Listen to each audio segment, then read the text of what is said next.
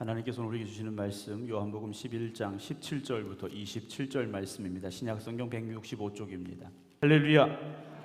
오늘도 함께 예배드리는 우리 모든 성도 여러분들에게 하나님의 크신 은혜가 더하길 주님의 이름으로 축복합니다. 계속해서 이제 예수님은 누구이신가에 대한 말씀을 나누고 있는데요. 우리가 첫 번째로는 예수님은 생명의 떡이라는 말씀을 드렸고요. 또 세상의 빛이라는 말씀 드렸고, 양들의 문이라는 말씀, 그리고 지지난주에 선한 목자 되신 주님에 대한 말씀을 함께 나눴습니다. 우리가 종교가 참 많습니다. 기독교 이외에도 다른 종교들이 많이 있죠. 그런데 유독 교회 가는 것에 대해서 그렇게 시비를 거는 사람들이 있어요. 교회 가서 뭐 하냐, 교회 도대체 뭐 하는 데냐, 그런 데 가지 말아라, 이렇게 시비를 거는 사람들이 이제 간혹 있더라고요. 그리고 제가 이제 목사지 않습니까? 목사 말고도 절에 계신 승려분들도 있고 성당에 신부님들도 있어요. 그런데 승려분들을 향해서는 스님이라고 하고, 신부님들을 향해 신부님, 그런데 목사들을 향해서는 여기 좋은 소리가 잘 안 들려요. 이상하지 않습니까? 왜 이렇게 세상 사람들이 교회를 싫어하는지 모르겠어요. 여기 다 좋으셔서 오셨잖아요. 안 좋으셔도 좋다고 하셔야 돼요. 여기 앉아 계신데 안 좋다고 하시면 안 되잖아요. 근데 왜 그렇게 교회를 싫어할까라는 생각을 해보게 돼요. 왜 싫어할까라는 거죠. 세상의 다른 종교는 결국 헛될 수밖에 없습니다. 그렇지 않습니까?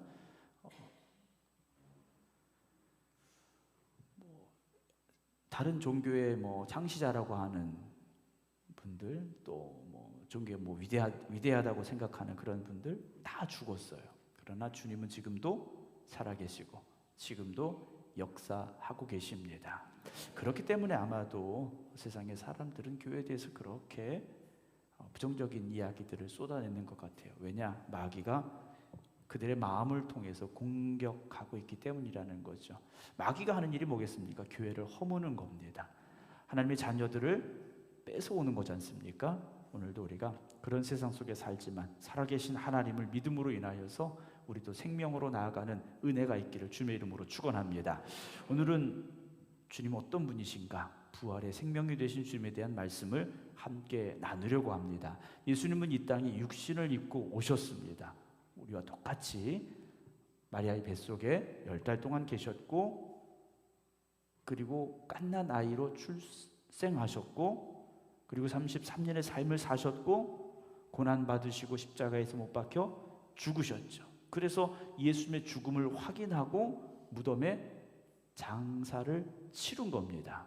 이제 죽었다라고 확인을 하고 장례를 치른 거예요. 산 사람을 십자가에서 끌어내리진 않습니다. 왜냐? 그 십자가는 죽어야만 내려올 수 있는 자리이기 때문이라는 거예요. 하루가 지나도 이틀이 지나도 살아있으면 그냥 십자가에 못 박아 두는 겁니다. 죽을 때까지. 살아서는 내려올 수 없는 자리가 십자가죠. 근데 주님은 죽으셨기 때문에 십자가에서 내려오신 거예요. 그리고 무덤에 장사를 치른 거죠. 그런데 모두가 죽었다고 인정한 주님이, 제자들도 죽음을 확인한 주님이, 예수님의 어머니 마리아도 죽음을 확인했던 그 예수님이 사흘 만에 부활하셨다라는 거죠. 그리고 이 땅에 계신 40일 동안 500의 성도에게 당신의 모습을 직접 보여주셨더라는 거죠. 주님은 십자가에 죽기 이전에 이미 자신의 죽음과 부활에 대해서 제자들에게 말씀해 주셨습니다. 난 죽을 거다, 그러나 다시 살아날 것이다 말씀을 하셨어요. 그러나 제자들 중에 어느 누구도 그걸 이해하지도 못했고 믿지도 못했다라는 거죠. 그렇지 않습니까? 여러분, 우리 주변에 죽었다가 살아난 사람 있습니까? 없어요. 기절했다 깨어난 사람은 보셨겠지만 죽었다가 살아난 사람을 보지는 못했다라는 거죠. 2000년 전에도 마찬가지지 않습니까? 죽었다가 어떻게 다시 살아날 수 있겠습니까? 그런데 주님께서 살아나셨어요.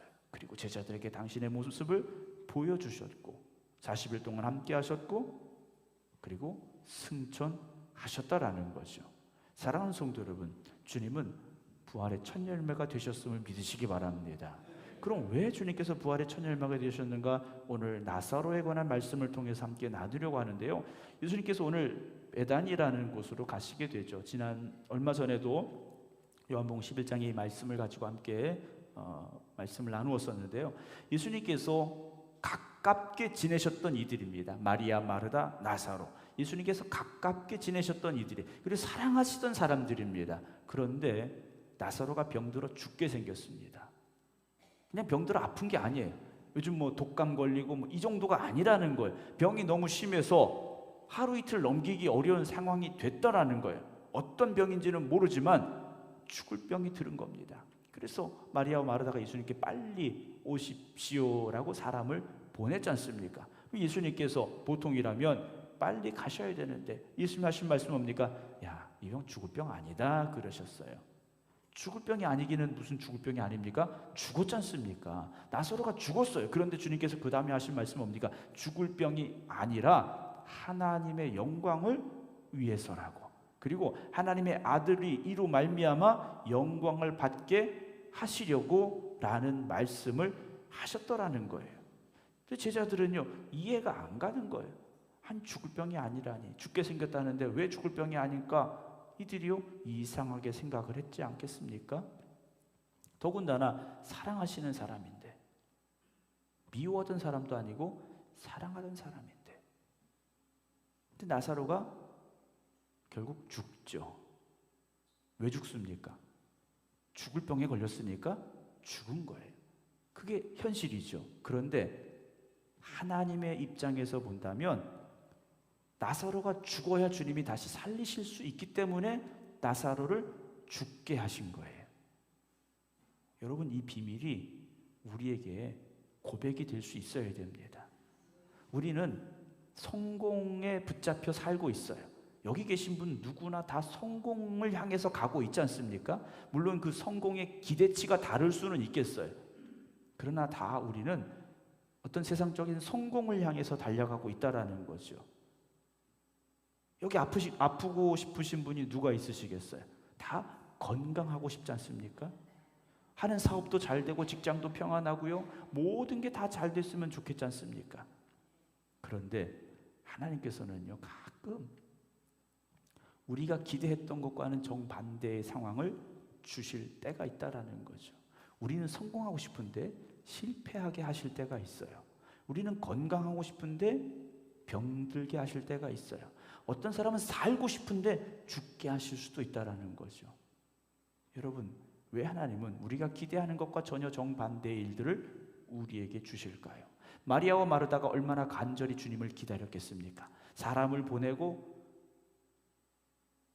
주님께서 오시겠지 얼마나 초조하게 기다렸겠습니까? 기다리고 기다리는데 하룻밤이 지났는데 아무 소식이 없는 거예요. 주님이 저 멀리 외국에 가신 게 아니에요. 그런데 오시지 않는 겁니다. 나사로가 죽었어요. 이제나 오시나 저제나 오시나. 나사로를 장례 치러야 되는데 예수님께서 나사로의 얼굴이라도 보셨으면, 나사로 붙잡고 기도라도 해주셨으면 이런 마음이 있지 않았겠습니까? 그런데 장례를 다 치렀어요. 그런데도 안 오시는 거예요. 장례를 치르고 하루가 지나고 이틀이 지나는데 그래도 안 오시는 거예요. 그 마음이 어떻겠습니까? 서운함을 넘어서서 속상함이 되고 원망함이 될 수 있겠죠. 주님께서 기다리셨습니다. 나사로가 죽기를 기다리셨고, 심지어 나사로가 썩어지기를 기다리고 계셨어요. 왜 썩어지기를 기다리셨을까요? 어느 누구도 나사로가 다시 살아날 것을 기대할 수 없는 그 상황까지 주님은 끌고 가셨더라는 거죠. 우리는 생각해요. 이만하면 됐죠. 주님, 이 정도 고생했으면 됐죠. 이만큼 힘들었으면 됐죠. 우리는 그렇게 생각합니다. 이쯤 되면 그래도 주님께서 다시 회복시켜 주실 거야. 이쯤 되면 주님께서 다시 역사하실 거야. 내가 이렇게까지 기도했는데 주님께서 도와주시지 않겠어? 라는 기대하는 시간들이 분명히 있다라는 거죠. 그런데 그 기대가 여지없이 무너질 수도 있습니다. 우리가 기대했던 시간, 우리가 기대했던 그 자리까지 지나가고 있는데도 주님은 오시지 않고 주님은 아무런 응답도 주시지 않을 수도 있다라는 거죠. 믿음은 무엇일까요? 믿음은 인내라고 말합니다. 믿음은 인내하는 거죠. 하나님의 때를 기다리고 하나님의 역사하심을 기다리고 인내하고 또 인내하는 겁니다. 그런데 우리는 그 기다림에 대해서 너무 힘들어한다라는 거죠. 도대체 언제까지 기다려야 됩니까? 도대체 얼마나 더 기다려야 됩니까? 라고 우리는요 스스로에게 계속해서 묻고 있어요. 그러다가 결국 어떻게 합니까? 포기라는 걸 합니다. 하나님도 안 되는 게 있구나. 때로는 하나님은 오전에 말씀대로 나만 미워하시는구나. 하나님은 내 기도는 듣지 않으셔. 이런 결론을 우리를 스스로 내릴 때가 있죠. 하나님께서 아브라함을 부르십니다. 아브라함아, 내가 너를 축복하마 너에게 아들을 줄게. 큰 민족을 이루게 할게. 75세 부르셨어요. 그런데 80이 지나고 90이 지나도 아들이 안 생기지 않습니까? 그래서 어떻게 합니까? 집에서 길리운 양자를 드리려고도 하고 하갈의 몸을 통해서 이스마엘을 낳기도 하고 방법을 다 찾아보는 아브라함의 모습을 우리는 창세기에서 만나죠. 그런데 하나님이 원하시는 건 그게 아니지 않습니까? 시간이 지나도 기다려보라는 겁니다. 내 힘으로 안 되고 더 이상 어떤 소망이 없을지라도 기다려보라는 거지 않습니까? 여러분, 우리가 지금 그 시간을 가고 있을지도 모릅니다. 그럴지라도 여러분 기다려보시기 바랍니다. 믿음으로 기다려보시기 바랍니다. 야, 이러다 진짜 끝나는 거 아니야? 생각이 들지라도요, 여러분 하나님께서 여러분들을 향하여 일하실 그 놀라운 은혜를, 그 역사하심을 기대하며 기다려보시기 바랍니다. 그런데 때로는요, 그 기대가 진짜 기대하다 끝나는 수도 있어요. 정말 그렇게 힘들고 어려운 삶을 살다가 그냥 끝나는 수도 있어요. 그럼 하나님 너무하시지 않습니까? 라는 생각을 해요. 내가 그렇게 신앙생활 열심히 하고 기도 열심히 하고 하나님께서 누구도 축복하시고 누구도 도와주시고 다 하셨는데 왜 나에게만은 어떤 응답도 주시지 않을까? 우리가 절망하고 좌절하게 될 때가 분명히 있더라는 거죠. 그런데 오늘 우리가 나눠야 될 이 말씀을 통해서 생각해 보면 그게 끝이 아니라는 거죠. 죽으면 끝나는가? 여러분, 세상에 자살하는 사람들 참 많습니다. 우리나라 하루에 30명 이상이 자살합니다. 평균. 예전 통계에 의하면 하루에 35명이 자살을 합니다. 조금 떨어졌다고는 해요. 33명, 하루에 33명, 32명 그 정도로 통계치가 떨어졌는데 여러분, 하루에 30명 이상이 자살하고 있어요. 왜 자살합니까? 이제는 더 이상 살기 힘들기 때문에 내가 끝을 내는 거예요. 나는 이제 더 이상 안 돼. 더 이상 나갈 수 없어. 더 이상 버틸 수 없어. 그렇다면 끝내야지 하고 자살을 선택합니다. 그런데 그것이 끝이냐? 끝이 아니라는 것을 주님은 말씀하고 계시다라는 거죠. 여러분, 이 땅에 지금 우리가 이렇게 살고 있는 것으로 전부가 아니라는 것을 주님께서는요, 우리에게 말씀해 주고자 하십니다.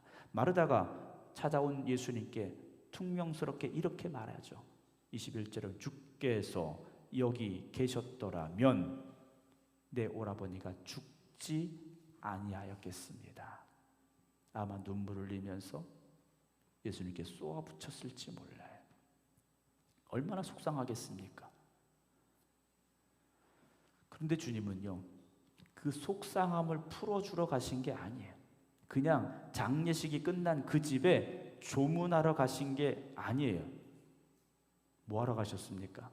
죽은 나사로를 살리러 주님은 가셨다라는 거죠. 주님께서 하신 말씀은 뭡니까? 우리 친구 나사로가 잠들었다. 내가 깨우러 가야지 라고 말씀하셨어요. 그때 제자들은요, 진짜 나사로가 아파갖고 지쳐서 잠드는 줄 생각을 했어요. 그러나 주님은요, 그런 의미로 말씀하신 게 아니지 않습니까? 분명히 말씀, 나사로 죽었다 그러셔요. 예수님께서는요, 나사로의 죽음을 알고 계셔요. 왜냐? 나사로가 죽을 때를 기다리셨으니까. 나사로가 죽었다는 걸 듣지 않으셨음에도 불구하고 죽은 줄 아셨어요. 하지만 왜 주님께서 그런 말씀하십니까? 15절, 오늘 본문 위에 15절에 보면 그렇게 되어 있어요. 내가 거기 있지 아니한 것을 너희를 위하여 기뻐하노니 이는 너희로 믿게 하려 함이라 라는 말씀을 하셔요. 나사로의 죽음과 부활을 통해서 주님은 제자들에게 믿음에 대해서 다시 한번 가르쳐 주려고 하신다라는 것까지 주님은 설명을 해주고 계시다라는 거죠. 자, 여러분, 나사로가 살아났습니까? 못 보셨죠, 그렇죠? 나사로 못 보셨잖아요. 2000년 전에 살아난 나사로 우리가 보지 못했잖아요. 저도 못 봤어요. 그런데 성경은 거짓이 아니지 않습니까? 성경은 거짓이 아니에요. 나사로가 살아났다라는 거죠. 살아났다라는 겁니다. 근데 주님과 마리아의 이 대화를 보다 보면 이런 고백이 나와요. 네 오라비가 다시 살아나리라. 그랬더니 24절에 마르다가 이렇게 말하죠. 마지막 날 부활 때에는 다시 살아날 줄 내가 압니다 라는 고백을 해요. 그렇죠? 마지막 때 다시 부활할 건 내가 압니다 라고 마르다가 예수님께 대답을 했어요. 그것도 참 귀한 믿음이죠. 그러나 주님은 그 마지막 날을 말씀하고 계신 게 아니라 지금 이 순간을 말씀하고 계시다라는 사실. 나사로를 어떻게 하십니까? 지금 살려내시겠다라는 거예요. 마르다가 알고 있는 건 뭡니까? 부활에 대해서 알고는 있어요. 그러나 그 아는 것이 아니라 지금 이곳에서 주님께서 그 부활을 보여주시겠다라는 것, 그 부활이 무엇인지를 제대로 알게 하시겠다라는 말씀을 하고 계시다라는 거죠. 여러분 성경에 대해서 잘 알고 계세요. 여러분, 목사님 전 성경 몰라요 라고 말씀을 하시지만 웬만한 건 다 알고 계세요. 그렇죠? 다 알고 계시잖아요. 왜 모른 척하고 계세요? 네. 다 알고 계신 거 제가 아는데, 근데 우리가 뭐가 문제입니까? 알기는 아는데요, 아는 대로 하지 않는다라는 게 문제죠. 여러분들이, 그러니까 성도님들이 왜 목사님 저 성경 잘 몰라요 말씀하시는 이유는 뭡니까? 빠져나갈 문이 있어야 되는 거예요. 그렇죠? 네. 빠져나갈 문이 있어야 되는 거예요.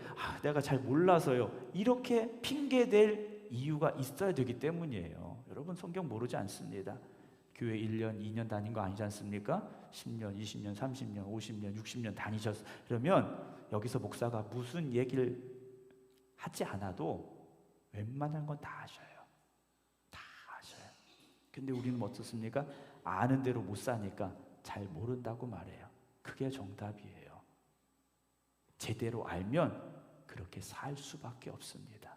알기는 아는데 진짜는 모르는 거예요. 겉모습만 알고 있는 거예요. 왜 우리의 삶의 변화가 없느냐? 제대로 알지 못하기 때문이라는 거죠. 제대로 알지 못한다라는 겁니다. 여러분, 한번 생각해 보세요. 교회 앞마당에 1m를 파면 금덩이가 100kg이 있다. 그러면 어떻게 하시겠습니까? 네, 지금 여기 앉아 계신 분 한 분도 없어요. 네. 제가 아침에 묻어놨습니다 이랬으면 지금 당장 다 뛰어나가셨을 거예요. 우리는 아는 것에서 그치는 경우가 너무 많다라는 거죠. 왜 아는 것에 그칩니까? 거기에 대한 확신이 없고요, 그대로 살아야 되겠다라는 결단이 없기 때문이라는 거죠. 말씀을 분명히 안다면 우리의 삶은 변화될 수밖에 없습니다. 말씀을 통해서 우리는 새로워진다라는 것 우리가 너무 잘 알고 있지 않습니까? 주님의 말씀이 오늘 우리를 새롭게 함을 다시 한번 고백할 수 있기를 원합니다. 주님께서 나사로를 불러내셔요. 뭐 하십니까? 말씀하셨어요. 나사로야 나와라 부르셨어요. 그런데 그 말씀이 어떻게 합니까? 죽은 나사로를 살려내셨더라는 거죠. 말씀에 능력이 있는데 그 능력은 어떤 능력입니까? 부활의 능력이 있는 말씀이었다라는 거죠. 여러분, 우리가 성경을 압니다가 아니라 말씀을 믿으시기 바랍니다.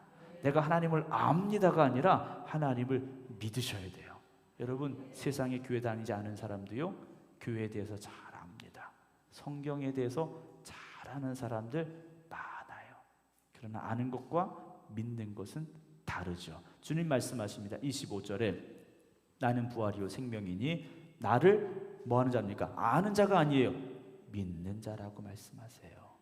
나를 믿는 자는 죽어도 살겠고 무릇 살아서 나를 믿는 자는 영원히 죽지 아니하리니 이것을 네가 믿느냐라고 주님 말씀하십니다. 네가 믿느냐라고 말씀하셔요. 내가 부활이라고 말씀하십니다. 나는 부활이야. 주님은 지금 부활하신 게 아니지 않습니까? 주님은 아직 십자가에 달려 죽기 이전이에요. 그런데 주님은 자기 자신을 향해서 내가 부활이다 라고 말씀하셔요. 그리고 무엇이라고 말씀하십니까? 생명이라고 말씀하십니다. 주님은 부활이시요 생명이라고 말씀하셔요. 부활은요, 다시 생명을 얻는 거지 않습니까? 죽음으로 끝났던 우리가 다시 생명을 얻는 거예요. 여러분, 이 땅의 삶은 끝날지라도 주님의 나라의 영원한 삶이 있음을 믿으시기 바랍니다. 사도행전 1장 9절에 보게 되면 주님께서요, 제자들에게 대사명을 맡기지 않습니까? 너희는 예루살렘과 온 유대와 사마리아 땅까지로 내 증인이 되라 말씀을 하시고 승천을 하시게 되는데, 그걸 제자들이 쭉 보고 있었지 않습니까? 주님께서 올라가시는데 구름이 가리어서 주님이 보이지 않을 때까지 제자들이 보고 있었음을 성경 기록을 합니다. 그리고 주님 하신 말씀 뭡니까? 너희가 본 그대로 다시 오리라 하셨더라는 거예요. 그리고 어떻게 하시겠다는 겁니까? 우리를 그곳으로 데려 가시겠다라는 약속을 주셨다라는 거죠. 여러분, 이 땅의 삶은 길어야 120년입니다. 뭐 뉴스에 가끔 나오지 않습니까? 100 몇 살을 살았더라, 뭐 이런 세상에 오래 사신 분들 얘기가 나와요.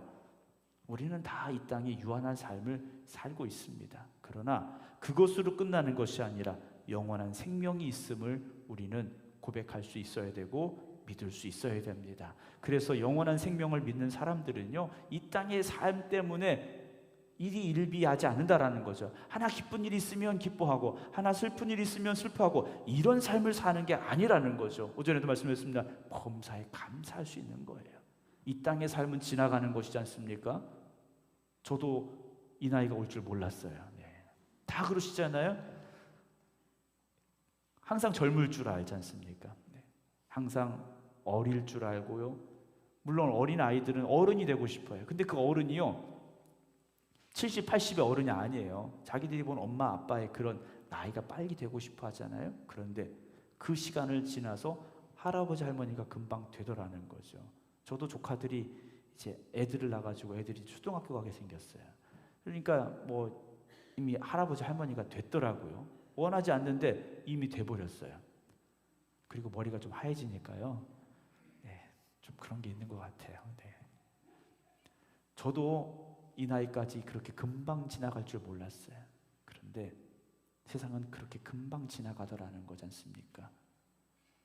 여기 이제 80, 90 되신 우리 권사님들, 집사님, 장로님들, 그 세월이요 얼마나 빨리 지나갔습니까? 그런데 세상은 그렇게 지나가지만 영원한 하나님의 나라가 있음을 우리는 고백하고 믿음으로 살아가야 됨을 다시 한번 말씀을 드립니다. 그냥 아멘이 아니라 우리의 삶에 반드시 그렇게 될 줄 아는 고백이 있으시기 바랍니다. 예수 믿는 사람도 죽습니다. 목사도 죽어요. 주변의 목사님들 돌아가셔요. 30대에도 돌아가시고요, 40대도 돌아가시고요. 그러나 우리는 그 죽음이 끝이 아니라는 걸 믿는 사람들이지 않습니까? 죽음 이후에 영원한 생명이 있음을 우리는 믿어야 됩니다. 주님께서 하신 말씀은 그러니까 내가 부활이고 생명이라고 말씀하셔요. 왜냐? 부활 뒤에 영원한 나라, 하나님의 영원한 나라가 있음을 우리에게 보여주고자 하시는 거지 않습니까? 자, 나사로야 나와라 하니까 이 나사로가요 진짜 무덤 밖으로 나왔다라고 성경은 기록을 해요. 제가 어렸을 적에 그 TV에서 그 나사로 영화를 본 적이 있어요.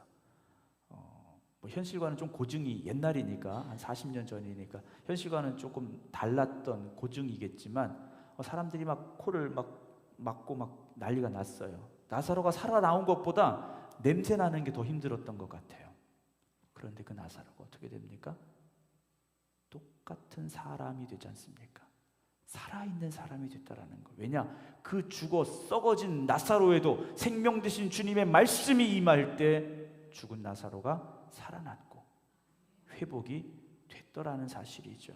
여러분, 오늘 먼저 우리가 그런 회복이 있기를 주님의 이름으로 축원합니다. 우리가 나중에 죽었다가 다시 하나님의 나라 가는 영원한 생명도 소중하지만 지금 우리가 죽어있는 이 영혼이 다시 살아나는 역사가 있어야 됩니다. 절망과 좌절 속에 낙심하던 우리가 다시 일어설 수 있어야 됩니다. 부활이요 생명 되신 주님이 우리와 함께 하시는데 왜 우리가 늘 초상집으로 살아갑니까? 왜 매일 장례식장 속에서 살아가십니까? 여러분, 그렇게 살지 마시기 바랍니다. 장례식장에 가면 아침, 점심, 저녁 다 줘요. 그런데 우리가 장례식장에 있어서는 안 되지 않습니까? 여러분, 기쁨의 자리에 서시기 바랍니다. 찬송의 자리에 서시기 바랍니다. 부활의 자리에 서시기 바랍니다. 그게 믿음의 사람들의 삶이지 않습니까? 여러분, 교회가 초상집 돼서는 안 됩니다. 교회는요, 매일매일 부활의 역사가 있어야 돼요. 죽은 영혼들이 들어와서 살아나야 하는 역사가 있어야 된다라는 거지 않습니까? 근데 교회 왔는데 매일 초상집이에요. 여러분, 그런 교회 가고 싶으시겠습니까? 어디 가까운 데 있나요? 네. 그럼 안 돼요. 여기가 이래서는 안 됩니다. 여러분, 우리 교회가 초상집이 돼서는 안 됩니다. 주님은 부활하셨고 우리의 생명 되심을 고백하시기 바랍니다. 영원한 하나님의 나라를 바라보면서 믿음으로 살아가시기 바랍니다. 어제 그 아시안 게임 축구 경기가 있었죠. 제가 이제 교회에 있다가 좀 늦게 갔는데 갔더니 지고 있더라고요. 한 골 1대1이 됐더라고요. 그러니까 이제 뉴스 기사를 딱 보니까 시작하고 1분 몇 초 만에 한 골을 내줬대요. 이거 얼마나 절망스럽습니까? 근데 축구 경기가 2분 하고 끝나면 졌어요. 네. 근데 다행스럽게도 축구 경기가 90분 경기예요. 그것도 전반, 후반 이렇게 있더라고요. 여러분, 우리의 인생은 1분짜리 인생이 아닙니다. 1년짜리 인생도 아닙니다. 여러분, 주님 부르시는 그날까지 믿음으로 달려가시기 바랍니다. 부활이요 생명 되신 주님께서 우리와 함께 하고 계시지 않습니까? 세상의 것에 연연하고 그것 때문에 절망하고 좌절하는 초상집 같은 인생 살지 마시고요, 부활의 소망을 가지고 주님 주시는 생명 안에서 기쁨으로 감사함으로 나아갈 수 있는 우리 모두가 되기를 주님의 이름으로 축원합니다. 기도하겠습니다.